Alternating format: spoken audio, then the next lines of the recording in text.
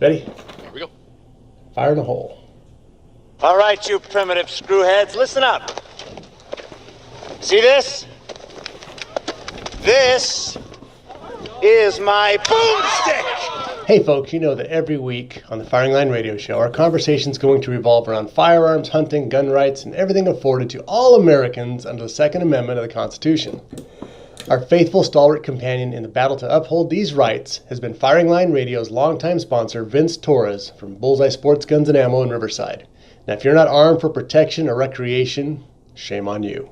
But Bullseye Sport in Riverside is where you need to go for handguns, rifles, shotguns, ammos, accessories, and much more. After you purchase that firearm, Vince and I highly recommend you attend a certified firearm safety and training course, one that's going to teach you the basic knowledge, skills, and attitudes essential for the safe and efficient use of your firearm. For more information about the certified firearm courses, call Bullseye Sport in Riverside, 951-823-0211. Visit their website, bullseyesport.com, for a schedule of classes, because at Bullseye Sports, Guns, and Ammos in Riverside, they believe in safety first. 951-823-0211. Folks, I'm welcoming back here Mark Boardman. Mark Boardman from Vortex Optics. He's the marketing director there. He's been a great guy, good supporter of the show for many, many years. And frankly, so you understand our relationship. I find product sponsors that I use, somebody I like, and I like their products, and then I invite them to be part of the show, and I was fortunate enough that Vortex agreed with that. So, this is a company that I totally believe in. I've switched as many of my optics as I can over to theirs. I'm still in a process, but we'll finish this year. And I absolutely love it. I have not looked back. I have everything from the razors to the crossfires, and on different applications, everything works in between. So where we're going to bring him back in here is talk about how do you improve your basic hunting rifle. Here we are, we're just a few weeks from the main hunting seasons. If you want to make an improvement on a firearm, your optics are so important. So I want to start with a couple different things here. Number one, before we jump into just the meat and potatoes and refractors and everything else, elevators, talk about the mounting system, Mark. How important is that? No, I'm glad you brought that up. And actually, I will also point out, though, Philip, as you keep adding firearms, you'll never be done with the process, and that's the beauty of it. Dude, my wife listened to this. Do you think I want her to hear that? I'm sorry.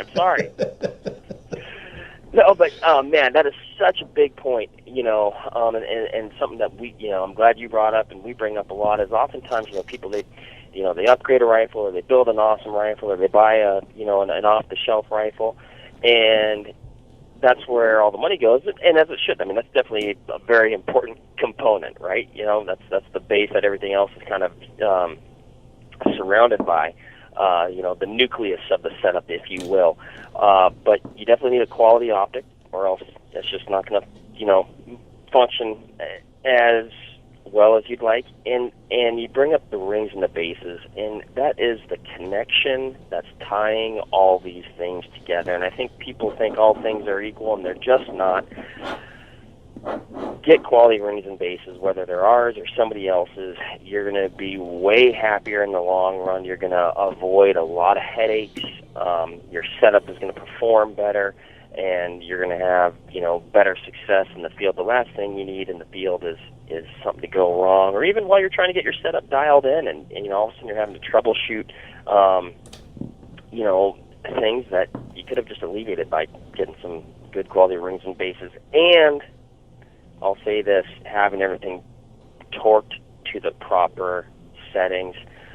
When you're talking about the rings, we recommend 15 to 18 inch-pounds measured with a torque wrench, so that's 15 to 18 inch-pounds with a torque wrench. That's going to, save folks a lot of headaches down the road if they do that. You can go a little bit higher on your bases, but that spec, when you're tightening down your rings, is extremely important. What can happen there is you can ultimately, flex that outer tube if you over torque them, and impede the internal erector system. You can impede the parallax. You can, all sorts of things can go on. So that's a big headache saver right there. Is making sure that you don't over torque those rings. The other thing on the ring system is unless you're buying high quality rings, they may or may not be totally in line with each other, like a matched pair, so to speak. I know when Jim makes his customs, and or you guys, even when you're on your high-end rings, they're a matched pair, so they have the exact same height. And that's one thing. Another thing is you may not have the exact same height on your action. I have a Winchester Model 70, one of my favorite guns.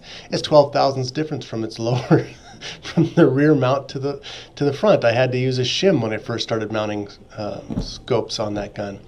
So not everything is totally squared up, and to have your once you have your rings on, you need to make sure that they're level across there, because if it's not, a few thousandths one way or another, excuse me, and then you torque those rings down and you're bending that tube, and as you just said, that's going to cause some internal problems. Not the scope's fault, right? It's the mounting system's fault.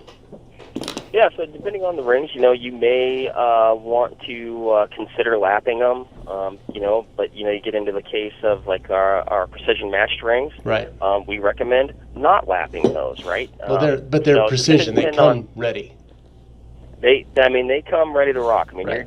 you'd be hard-pressed to find, a better ring than those guys. I mean, they truly are a top-tier ring, but, they carry a price tag, too, with that. So, but yeah, so consider lapping your rings. And just because a person has mounted, potentially thousands of scopes in their lifetime, doesn't mean they're doing it right. So definitely, pay attention to that. If somebody is mounting your scope for you, ask them how they're doing it. Ask them if they're using an inch-pounds torque wrench, and ask them what the general torque setting they crank those rings to. And if they say, hey, I'm doing 35 to 45 or something like that, say, hey, don't be afraid to say, I prefer if you do that, 15 to 18 inch pounds, because I think people would be better served if they went that route in general. So absolutely.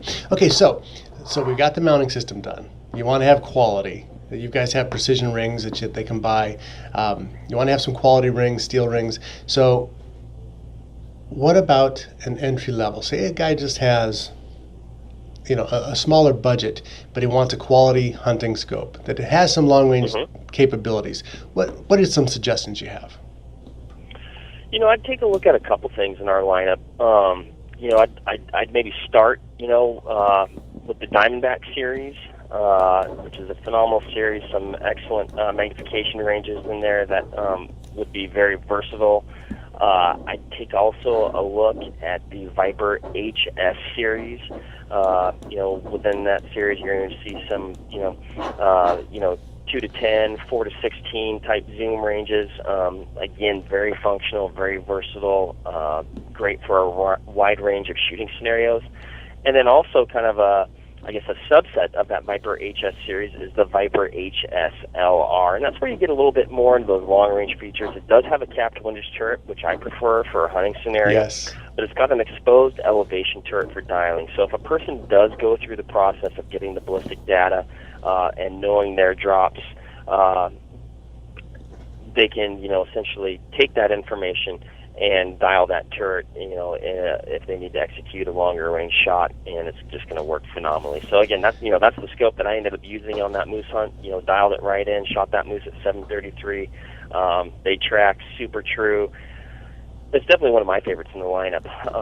There's a 4 to 16 and a 6 to 24 version in the Viper HSLR series. The 6 to 24 is a first focal plane rifle scope, so which can come in handy, particularly for wind calls at those extended ranges, or for the person who wants to shoot off their reticle. If you prefer to shoot off your reticle, that first focal plane is going to be nice, because the subtension markings in that reticle, so all the hash marks and all the data in that reticle are going to be accurate throughout the entire zoom range. So if you're on 6 power and you want to use them, you could use them. If you're on 24 power, you want to use them. That's where that first focal plane optical system shines. You're not. You just brought up a whole bunch of stuff on here that we're going to need to unpack. On the HSLR, the first focal plane, is that an illuminated scope or no? So that one is not. No. Okay. So here's one of the things that when you have a first focal plane versus a second focal plane, for those of you playing along at home, the focal plane has to do with where the crosshairs are located inside the scope. And a first focal plane, when you increase your magnification, it increases the size of your crosshairs, so the ratio is the same. 1 inch, if it looks like it on 4 power, looks like 1 inch on 12 power. So that ratio stays the same. So for measuring and holdovers, it's very easy to accurately know the exact size of what you're looking at. The issue is for hunting applications, if it's not an illuminated reticle and you are hunting in very low light and you're on low power, sometimes those crosshairs are hard to see. So there's a give and there's a take on that. We're going to bring that up. The rest of the stuff we need to unpack as soon as we come back from this break. Philip Naiman, Firing Line Radio Show, firinglineradio.com, here with Mark Boardman from Vortex Optics. Be back after this.